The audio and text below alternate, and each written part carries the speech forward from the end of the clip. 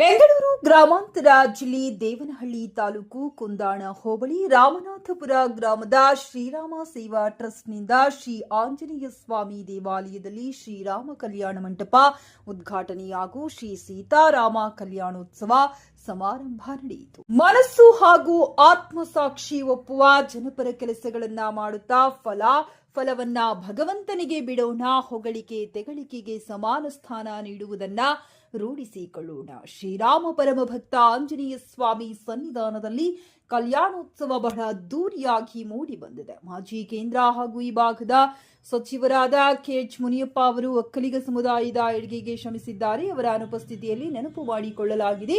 ನಿತ್ಯ ಪೂಜೆ ಪುನಸ್ಕಾರದಂತ ಧಾರ್ಮಿಕ ಕಾರ್ಯಕ್ರಮ ನಿರ್ವಿಘ್ನೆಯಂತೆ ಜರುಗಲೆಂದು ಶುಭ ಹಾರೈಸಿದರು.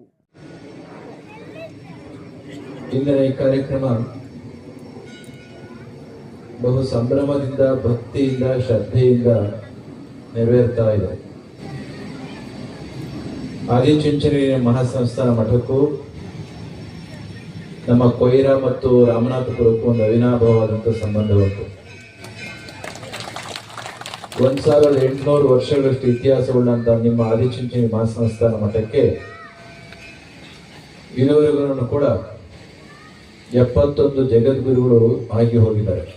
ಪೂಜ್ಯ ಗುರು ಬಾಲಗಂಗಾಧರ ಮಹಾಸ್ವಾಮಿಗಳು 71ನೇ ಜಗದ್ಗುರುಗಳು, ಪ್ರಸ್ತುತ 72.